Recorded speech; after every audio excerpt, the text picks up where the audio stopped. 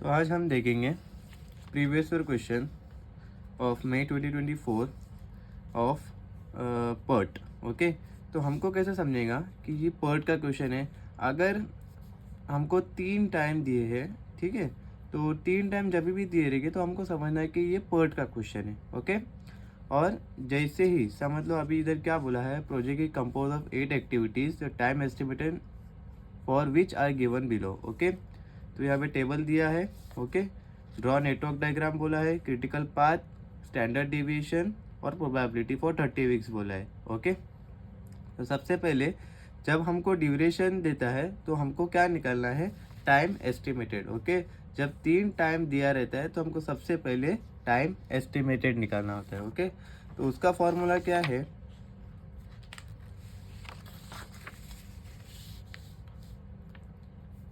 Time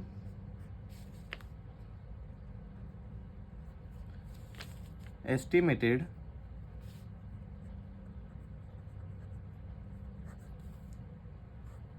TE, okay, is equal to TO plus 4TM plus TP divided by 6। Okay, इतना clear है, ये इसका formula है। Okay, अब ये फॉर्मूला सब एक्टिविटीज़ में पुट करना है, तो इससे हमें टाइम एस्टिमेशन मिलेगा। ओके, तो सबसे पहले क्या करेंगे, TE of A is equal to TO of A is equal to 2 plus 4 into, we have to see for the activity A। Okay, TM value of activity A is 4, okay, plus TP of activity A is 12, okay, divided by 6। okay, ये समझा। TO for activity A is 2, 4 is the common for the formula, TM is the 4 and TP is 12, okay, divided by 6। okay, the answer is 5। okay, same for the T of B is equal to 10 plus 4 into 12 plus 26 divided by 6 is equal to 14। okay, same for the T of C is equal to TO is 8 plus 4 into 9 plus 10 divided by 6 is equal to 9। okay, T of D is equal to 10 plus 4 into 15 plus 20 divided by 6। okay, the answer is 15। is it clear? Same for the TE of E, okay, is equal to TO is 7 plus 4 into 7.5 plus 11 divided by 6।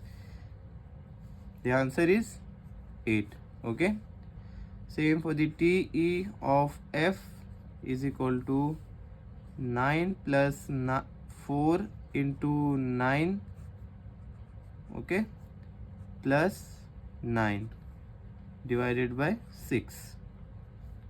the answer is 9। okay, now TE of G is equal to 3 plus 4 into 3.5 plus 7 divided by 6। the answer is 4। okay, now the TE of H is equal to 5 plus 4 into 5 plus 5 divided by 6। the answer is 5। तो सबसे पहले हमको क्या करना है, जब भी time duration में 3 टाइम दिखे तो हमको टाइम एस्टिमेशन निकालना है। ठीक है, ये निकाले। अब हम क्या करेंगे, स्टैंडर्ड डेविएशन निकालेंगे। ओके, क्वेश्चन में पूछा है कि calculate standard deviation, okay, and variance also. So सबसे पहले क्या करना है हमको, स्टैंडर्ड डेविएशन निकालना है। वो कैसा निकालेंगे?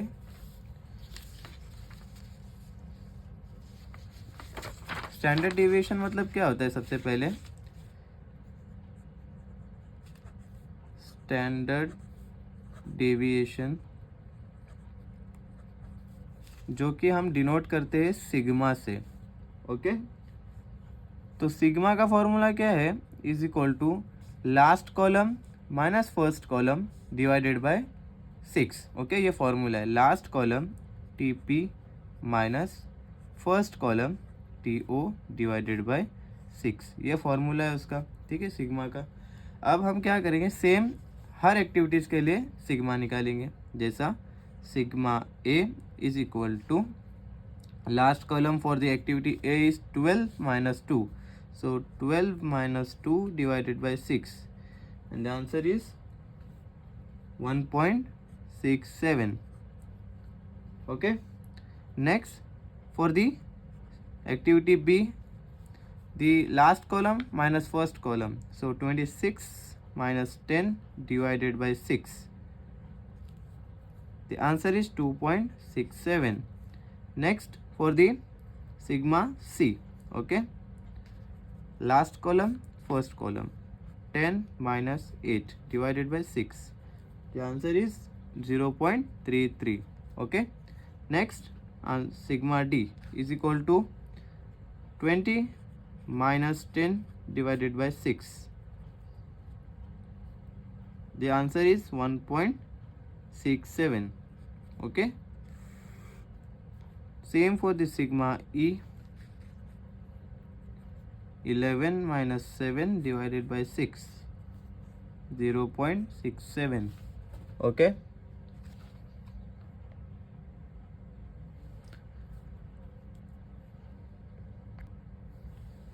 next है sigma F. okay, same for the sigma F, 9 minus 9 divided by 6, the answer is 0. okay, then for the sigma G, okay, 7 minus 3 divided by 6, the answer is 0.67. okay, and the last one is sigma H is equal to 5 minus 5 divided by 6 is equal to 0. so this is the standard deviation. ये हम लोग ने standard deviation निकाले. Okay, standard deviation हमको पूछा था question में. और सबसे पहले जब ये जो टाइम दिया रहता है तो टाइम एस्टिमेशन निकालेंगे, उसके बाद स्टैंडर्ड डेविएशन निकालेंगे, उसके बाद वेरिएंस. वेरिएंस क्या होता है? सिंपली जो स्टैंडर्ड डेविएशन हम लोग ने जो निकाले हैं, ओके, उसी का बस स्क्वायर करना होता है. जैसा अभी हम लोग ने स्टैंडर्ड डेविएशन ऑफ सिग्मा ए निकाले. ठीक है, तो मैं यहाँ पे बताता हूँ. ये तो हमारा सेकंड था स्टैंडर्ड डेविएशन. थर्ड वेरिएंस कैसा निकालेंगे? थर्ड है वेरिएंस जो कि सिर्फ सिग्मा स्क्वायर करना है. ओके, जैसा कि सिग्मा ए स्क्वायर मीन्स क्या हो गया कि जो 1.67 है बस उसी का स्क्वायर करना है. सिंपल है. इसका स्क्वायर का आंसर क्या आएगा? 2.788. और इसके जो डेसिमल है वो हम 3 डेसिमल कंसिडर करेंगे. ओके, नेक्स्ट है sigma B square is equal to sigma B 2.67. Simply square it. Okay, the answer is 7.128. Okay, next is sigma C square is equal to sigma c, answer is 0.33. just square it. okay, 0.108. okay, next is sigma d. We have to do for the all activity till sigma h. okay, next is 1.67 square sigma d, okay, is equal to the square of 1.67 is 2.788. okay, same for the sigma e, 0.67 square is equal to 0.448. okay, sigma f square is equal to 0 square is equal to 0. sigma g square is equal to 0.67 square is equal to 0.448, and last one is the sigma h square is equal to 0 square is equal to 0. Okay, तो ये समझा, standard deviation second निकालना है, third variance निकालना है, इतना समझा.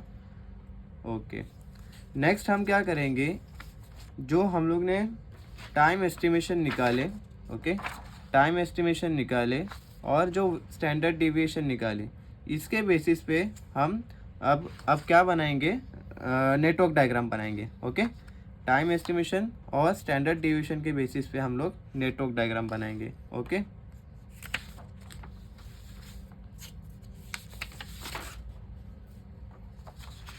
सो इसके लिए हम क्या करेंगे, सबसे पहले नेटवर्क डायग्राम के लिए फोर्थ है हमारा नेटवर्क डायग्राम. ओके,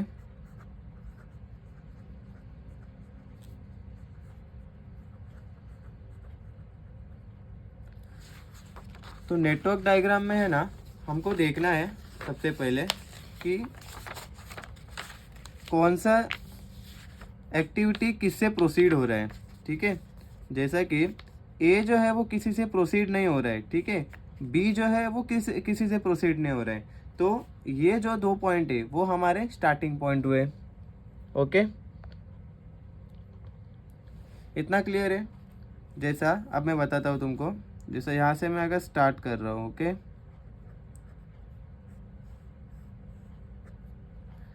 ये स्टार्ट किया मैं.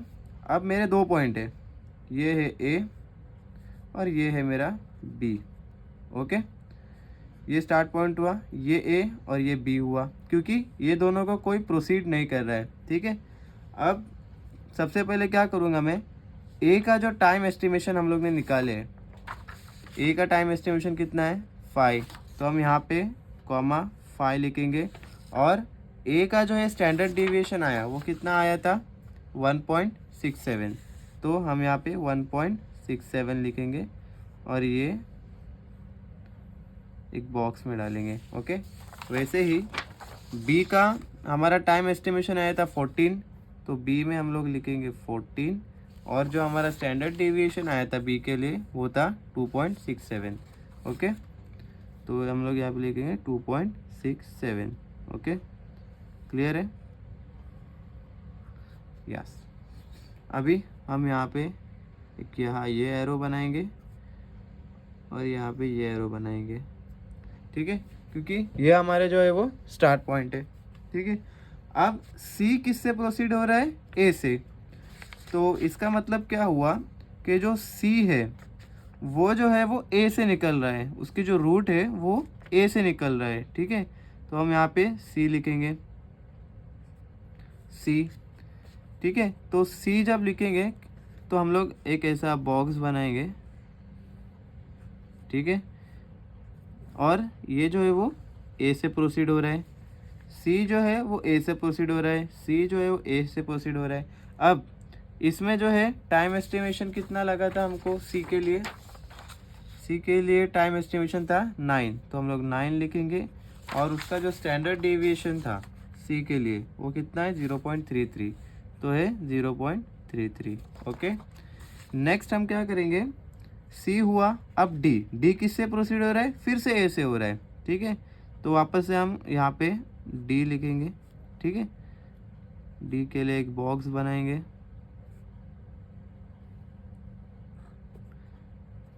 उसके लिए हमको टाइम कितना लग रहा है डी के लिए 15, और standard deviation for D is 1.67. Okay, तो हम यहाँ से ये ऐसा एरो दिखाएंगे. ओके, नेक्स्ट क्या है, ई भी ए से प्रोसीड हो रहा है, तो यहाँ पे हम ई बनाएंगे.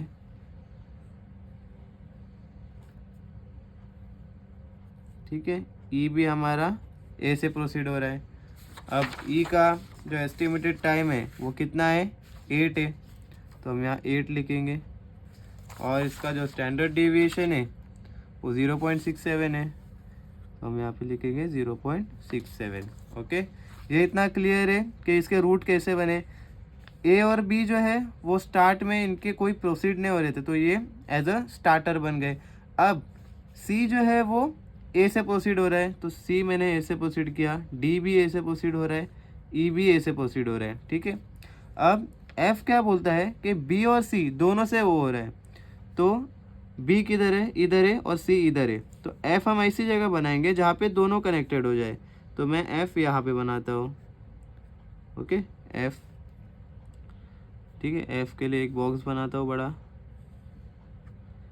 और इसका जो है एफ के लिए टाइम एस्टिमेशन क्या है 9, और standard deviation for F is 0, okay. So हम कनेक्ट कैसा करेंगे, एफ के लिए बी और सी बोला है, तो बी ये है और सी ये है, ठीक है। तो ये हुआ हमारा कनेक्शन एफ का। नेक्स्ट बोलता है जी, ओके, जी किससे हो रहा है, डी से हो रहा है, तो डी इधर है, तो जी हम यहाँ पे बनाएंगे, ठीक है। जी जो है वो डी से हो रहा है, तो हम ऐसा एरो दिखाएंगे, यहाँ पे जी लिखेंगे। जी के लिए टाइम एस्टिमेशन कितना है 4 है, और स्टैंडर्ड डेविएशन जो है वो फॉर जी स्टैंडर्ड डेविएशन है 0.67, ओके। नेक्स्ट एच जो है वो ई, एफ और जी तीनों से जा रहा है, एच जो जाएगा वो 3 से जाएगा, तो ऐसी जगह पे बनाना है जहाँ से तीनों पॉसिबल लाइन जा सके। मैं अगर यहाँ पे बनाता हूँ तो ई से यहाँ भी आएगा, एफ से भी जाएगा, जी से भी जाएगा, तो मैं एक यहाँ पे बनाता हूँ, ओके, जो कि एच रहेगा, और ये जो है वो यहाँ से आ रहा है, ई से गया, एफ से गया, और जी से गया, ठीक है। ये 3 जगह से गया। अब इसका जो टाइम एस्टिमेशन है वो कितना है, जी के लिए, सॉरी एच के लिए 5, और एच के लिए स्टैंडर्ड डिविएशन है 0, ओके। ये इतना समझा। तो ये हमारा, और ये यहाँ से हमने जो स्टार्ट किए थे वो अब हम यहाँ पे एंड करेंगे, ओके। ये इतना समझा। तो ये था हमारा नेटवर्क डायग्राम, ओके। अब हमारे इसके कितने टोटल पाथ्स बनते हैं वो हम देखेंगे, ओके। तो यहाँ पे हम लिखेंगे टोटल पाथ, ओके। तो सबसे पहला पाथ क्या बनता है हमारा, अगर हम यहाँ से ए से स्टार्ट करेंगे, ए से ई, ई से एच, ओके। तो हमारा सबसे पहला पाथ है ए से ई और ई से एच, ओके। सेकंड पाथ क्या बनेगा, ए से डी, डी से जी, जी से एच। सिंपल है, पहला पाथ जो हमारा ए से ई गया, ई से एच गया और एंड हो गया।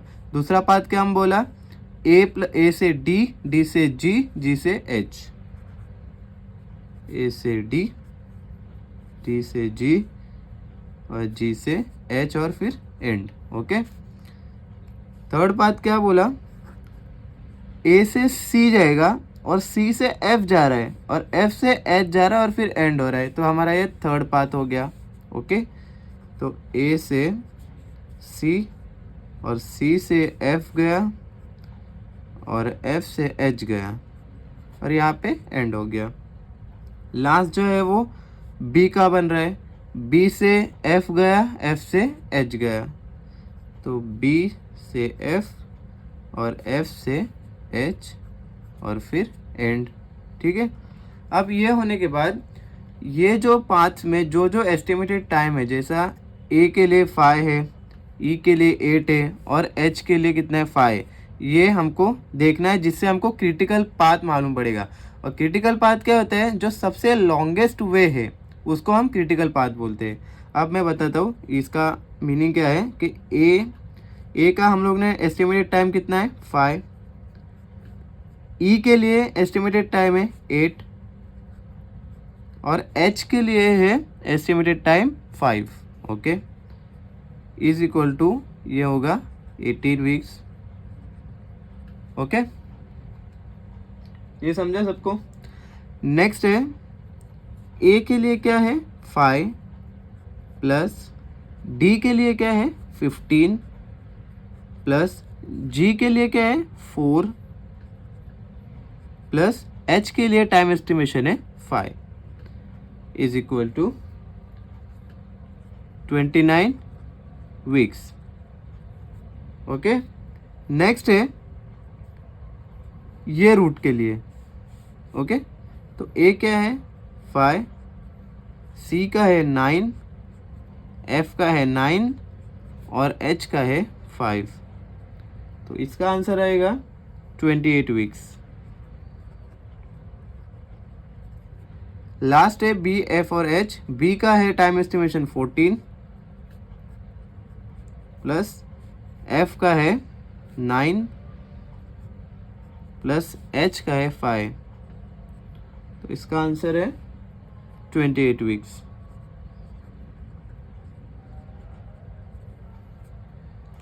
तो इसमें जो है क्रिटिकल पाथ कौन सा हुआ, जो सबसे लॉन्गेस्ट वीक है, जो 29 वीक्स लगा, ये हमारा हुआ क्रिटिकल पाथ।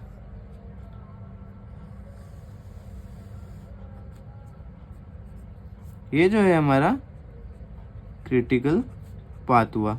ओके, इतना समझा। अब नेटवर्क डायग्राम बनाने के बाद हमें जो है वो स्लैक निकालना होता है। ओके, तो स्लैक कैसे आएगा, सबसे पहले हम स्टार्ट में ए और बी ये दोनों को 0 रखते हैं। ओके, ऊपर। अब इसका एक रूल है, इसका रूल क्या है, ये जो हमारा बॉक्स है इसको जो ऊपर वाले को बोलते हैं अर्लीस्ट स्टार्ट और अर्लीस्ट फिनिश, और ये नीचे वाले को बोलते हैं लेटेस्ट स्टार्ट और लेटेस्ट फिनिश। ओके, और ये जब हम राइट साइड जाएंगे तो मैक्स नंबर लेंगे, मैक्सिमम नंबर लेंगे, और हम लोग जो है वो प्लस करते जाएंगे। जबकि हम रिवर्स डायरेक्शन में आएंगे तो मिनिमम नंबर लेंगे और नेगेटिव लेंगे। ये क्या है मैं बताता हूँ आपको, ये बस एक रूल याद रखो। ये जो बॉक्स है उसके ऊपर के जो लेटर्स है वो याद रखो। अब मैं आपको बताता हूँ, वो याद रखने की ज़रूरत नहीं है, बस आपको एक इंफॉर्मेशन के लिए बताया। अब यहाँ देखो 0 + 5 जो टाइम एस्टिमेटेड है, बस उसी को प्लस प्लस करते जाना है आगे। जैसा 0 + 5 क्या होता है 5 होता है, और ये 5 जो है अब ये तीनों के लिए कैरी फॉरवर्ड होगा, क्योंकि ये जो 5 है वो 3 ब्रांच में जा रहा है। ठीक है, तो ये ऊपर साइड, अब जब हम देख रहे जो सिर्फ अभी ऊपर साइड देख रहे हैं अभी। ओके, तो ये ऊपर जा रहा है, तो ये 5 यहाँ पे कैरी फॉरवर्ड होगा। सिर्फ 0 स्टार्ट में रहेगा, 0 + 5 5 5 5 3 जगह कैरी फॉरवर्ड होगा, 5 5 और 5। ओके, ये हुआ ऊपर के साइड। अब क्या करेंगे, 5 + 8 कितना होगा 13 होगा, 5 + 15 20 होगा, और 5 + 9 कितना होगा 14 होगा। ओके, अभी क्या करेंगे, इसको ये 3 हो गया। अभी यहाँ पे आते 0 + 14 कितना हुआ 14 हुआ। अब बारी आती है एफ की। तो एफ में जो है वो 2 जगह से आ रहा है, सी से भी आ रहा है, बी से भी आ रहा है। तो हम क्या करेंगे, अभी समझ लो यहाँ पे इक्वल है तो कोई इशू नहीं, बट अगर समझ लो यहाँ पे 15 या यहाँ पे 15 होता तो वो यहाँ पे कैरी फॉरवर्ड होता। तो अभी जो है वो 14 ही है दोनों जगह, तो 14 ही आएगा। अगर मतलब समझ रहे हो कि अगर मैक्सिमम यहाँ पे कुछ रहता था, जैसा यहाँ 15 रहता था तो यहाँ पे मैक्सिमम 15 आता था, तो यहाँ पे 14 है तो कोई इशू नहीं है, कॉमन आ जाएगा। अब ये 20 जी जो है वो डी से फॉरवर्ड हो रहा है, एक ही से हो रहा है, तो ये 20 जो है यहाँ पे कैरी फॉरवर्ड होगा, और 20 + 4 24 हुआ। ओके, अब 14 + 9 कितना हुआ 23 हुआ। अब यहाँ से आते हैं एच पे। अब एच पे आने के लिए हम देखेंगे एच जो है वो 3 जगह से आ रहा है, एक ई से आ रहा है, एक जी से आ रहा है, और एक एफ से आ रहा है। अब मैंने क्या बोला, हमारा रूल क्या है, जब हम राइट साइड जाएंगे, जब हम ऐसा जा रहे हैं तो मैक्सिमम नंबर कंसीडर करेंगे। ओके, जैसा 13 24 और 23 में से मैक्सिमम नंबर कौन सा है 24 कैरी फॉरवर्ड के लिए। जैसे अगर 13 कर सकता हो क्या? नहीं, क्योंकि 24 ऑलरेडी मेरे पास अवेलेबल है। 23 भी नहीं कर सकता क्योंकि मेरे पास 24 सबसे बड़ा नंबर है, मैक्सिमम नंबर है। ओके, तो ये 24 यहाँ पे जाएगा। यहाँ पे क्यों मैंने सोचा, क्योंकि 3 ब्रांच से आ रहा है ना, इसलिए ये 3 का सबसे बड़ा नंबर मैंने आगे फॉरवर्ड किया। ओके, तो 24 + 5 29 हो गया। अब हम जाएंगे रिवर्स डायरेक्शन में। अब रिवर्स में जो है हम ये वाला डायरेक्शन, ये वाली लाइन कंसीडर करेंगे और इसमें जो है हम माइनस करेंगे और मिनिमम नंबर आगे करेंगे। ओके, अब 29 ये एज इट इज़ इधर ही आएगा। अब 29 - 5 करेंगे तो 24 हो जाएगा। ओके, अब 24 करेंगे। अब 24 जैसा हम लोग ने तीनों जगह से यहाँ से लिए थे, अब वैसे ही सब जगह हम 24, जैसे यहाँ पे 24 देंगे, यहाँ पे 24 देंगे, यहाँ पे भी 24 देंगे। जैसा कि अब देखो 24 जो है, अब हम नीचे का देख रहे हैं ना, तो अभी 24 जो है यहाँ पे आएगा और फिर 24 - 9 कितना होगा, वो यहाँ पे आंसर आएगा। अब पहले हम 24 सबको देते, जैसा 24 इसको दिया, अब 24 इसको भी देना पड़ेगा और जो यहाँ से आया वो ये 24 यहाँ पे भी देना पड़ेगा। ओके, ये क्लियर है? ओके, अभी जो है वो 24 - 9 कितना होगा, 15 होगा। ओके, ये क्लियर है? अब रिवर्स जा रहे तो हम माइनस कर रहे, 24 - 9 15 कर रहे। ओके, अब जी में आते हैं, 24 - 4 20 हो गया। ओके, सिंपल है, कुछ हार्ड नहीं है इसमें। अब ये लाइन देख रहे हैं हम, अब सिर्फ ये नीचे वाली, रिवर्स में सिर्फ नीचे लाइन देख रहे हैं। वैसे ही अब समझ लो ई में आते हैं। ओके, अब सॉरी सी में आते हैं। सी में क्या होता है, सी में भी दो साइड से जा रहे। अब दो में कहाँ से, सॉरी सी में सिर्फ एफ से जा रहा है। ठीक है, एफ से कितना जाएगा, 15 जा रहा है, तो ये 15 आएगा यहाँ पे। ओके, अब 15 - 9 कितना होगा, 6 होगा। ठीक है, अब जी डी को जा रहा है, तो जी का जो ये 20 है वो यहाँ पे कैरी फॉरवर्ड होगा। ओके, अब 20 - 15 कितना होगा, 5 होगा। ओके, ये क्लियर है? देखो कंफ्यूज नहीं होना है, ये जो है हम दो यही लाइन देख रहे हैं अभी। अब 24 - 4 20 हुआ और यही 20 आगे कैरी फॉरवर्ड हुआ जिससे ये आया है। जैसा जी से डी से जी आया है तो ये 20 यहाँ पे गया, 20 - 15 5 हो गया। ओके, अब हम जाते हैं ई पे। ई में क्या है, 24 - 8 कितना होगा, ये 16 होगा। ओके, ये 16 होगा यहाँ पे। ठीक है, ये समझा तुमको? ये 16 कहाँ से आया, 24 - 8 16 हो गया, ये हो गया। अब हम आते हैं बी पे। बी पे क्या आएगा, यही एक से ही आ रहा है, ये एफ से ही आ रहा है, तो एफ का क्या है, ये 15 है, ये 15 यहाँ पे कैरी फॉरवर्ड होगा। ठीक है, ये एफ जो है, एफ का जो दो जगह से आ रहा है तो दो जगह जाएगा, जैसा ये सी में भी गया और ये बी में भी जाएगा, तो ये एफ यहाँ पे आया 15। अब 15 - 14 जो हो गया ये 1 हो गया और ये तुम्हारा यहाँ पे ये स्लैग भी कंप्लीट हो गया। ठीक है, इसमें कोई डाउट है? सिंपल है, जब हम राइट साइड जाएंगे तो प्लस करना है, 0 + 5 5 और सब जगह 5 जाएगा। ठीक है, अब 5 + 8 13 और जब हम राइट साइड जा रहे हैं तो सिर्फ ऊपर की लाइन देखेंगे। ठीक है, और जब हम लेफ़्ट साइड आएंगे तो ये रिवर्स वाली लाइन देखेंगे। ओके, तो ये याद रखो। और ये कैरी फॉरवर्ड होता है 29 - 5 24। ऐसे ही ये 3 ब्रांच से आया था तो ये 3 ब्रांच को गया नीचे के साइड, क्योंकि लेफ़्ट साइड में हम सिर्फ नीचे की लाइन देख रहे हैं। ठीक है, तो 24 - 9 15। फिर एफ जो है वो दो जगह गया है, तो ये यहाँ पे भी जाएगा और ये यहाँ पे भी आएगा। फिर 15 - 14 1 हुआ, 15 - 9 6 हुआ। ऐसे ही पूरा ये कैरी फॉरवर्ड होता है। ये इजी है, सिंपल है, एक बार प्रैक्टिस करेंगे तो आपको समझ में आएगा। ओके, अभी लास्ट वन जो है हम निकालेंगे प्रोबेबिलिटी। ओके, तो प्रोबेबिलिटी का फॉर्मूला क्या है, z = x - mu / sigma CP।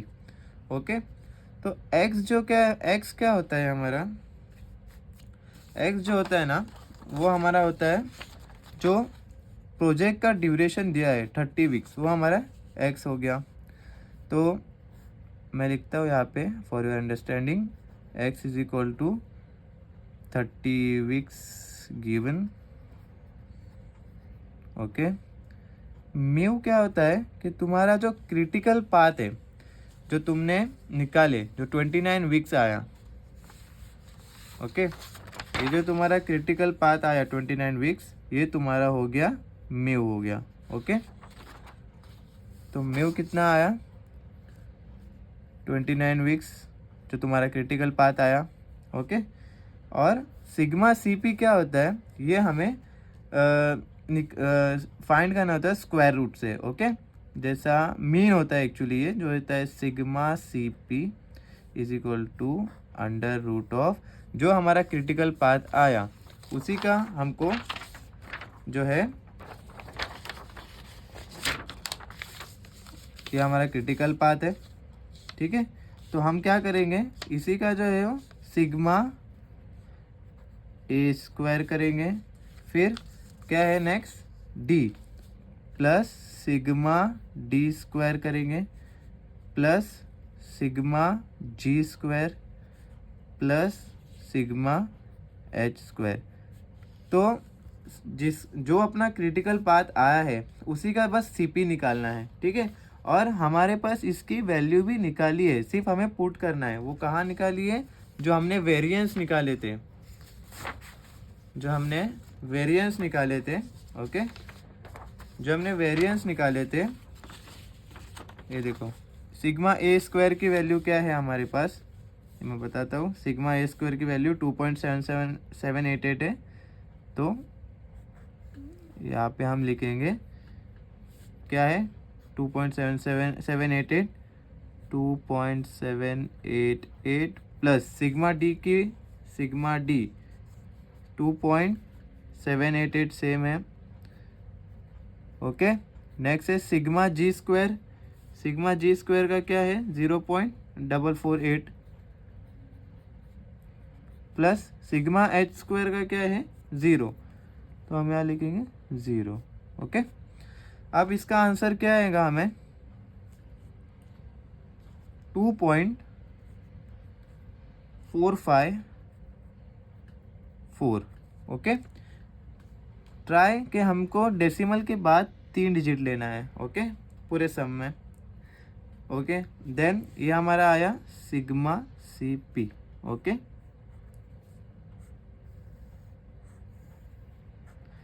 अब हमें क्या करना है ये फॉर्मूला में पुट करना है z के। तो हम लिखेंगे z is equal to X की वैल्यू क्या बोला था मैंने 30 वीक्स है। Okay, 30 minus mu 29 divided by sigma CP की वैल्यू 2.454। ठीक है, तो हमारी आंसर आएगा 0.4073। ठीक है, ये हमारी z की वैल्यू आई है। अब जो हमें 30 क्या बोला क्वेश्चन में 30 वीक्स के लिए प्रोबेबिलिटी निकालना है। ठीक है, तो हम क्या करेंगे now probability of 30 weeks is equal to, अब हमें साइंटिफिक कैल्सी में P 0.4073 पुट करना है। ये कैसा करेंगे ये मैं तुमको बताता हूँ। साइंटिफिक कैल्सी ओपन करो, मैं तुमको बताता हूँ ये कैसा पुट करेंगे। ओके, तो पहले हम क्या करेंगे मोड में जाएंगे, 3 दबाएंगे, स्टैटिस्टिक्स ऑन करेंगे, उसके बाद AC दबाएंगे। ओके, उसके बाद शिफ्ट दबाएंगे और 1 प्रेस करेंगे। इससे हम डिस्ट्रीब्यूशन में जाएंगे 5 दबा के। ओके, उसके बाद हम 1 दबाएंगे तो हमारा प्रोबेबिलिटी ऑन हो जाएगा। तो जैसे ही कैल्सी में P 0.4073 हम पुट करेंगे, जैसे मैं प्रोसीजर बताया, तो हमारा आंसर आएगा 0.6581। ओके, अब हम इसी को मल्टीप्लाई करेंगे 100 से, इंटू 100 करेंगे, तो हमारा आंसर आएगा 65.81%। यही हमारा फाइनल आंसर है। ओके, तो ये समझा सबको। सबसे पहले हमने क्या किए, टाइम एस्टिमेशन निकाले। ओके, टाइम एस्टिमेशन, सबका सब एक्टिविटी के लिए टाइम एस्टिमेशन निकाले। फिर क्या निकाले हमने, स्टैंडर्ड डेविएशन। स्टैंडर्ड डेविएशन में क्या किए, tip last column minus first column divide by 6। और फिर वेरिएंस निकाले।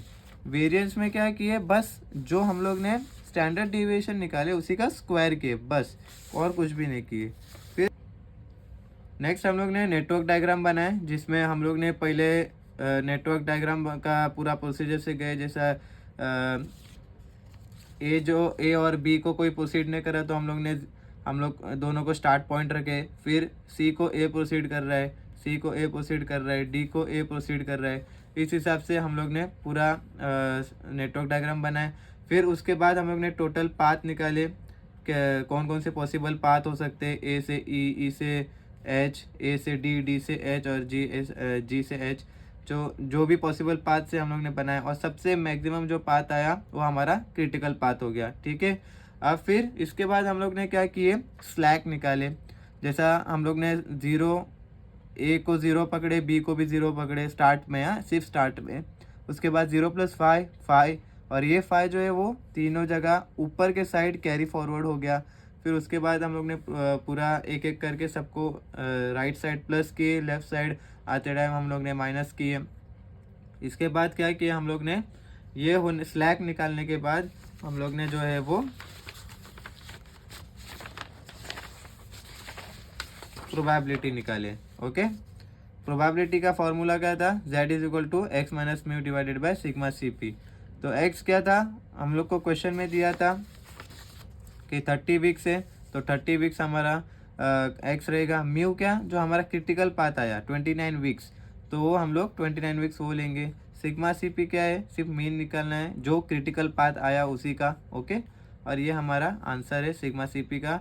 और फिर z के फॉर्मूला में डालेंगे, और फिर हमको 30 वीक्स के लिए बोला है, तो P of 0.4073 = हम करेंगे तो 0.6581 × 100 करेंगे, तो हमारा आंसर आएगा 65.81 आएगा। ओके, तो आई होप तुम सब समझ गए होंगे, और कुछ डाउट रहेगा तो कमेंट्स में डालो, तो हम नेक्स्ट वीडियो में कवर करेंगे। और एग्ज़ाम से आपके दोस्तों के, आपके बेस्ट ऑफ लक, और अपने दोस्तों के साथ शेयर करो। Okay, thank you.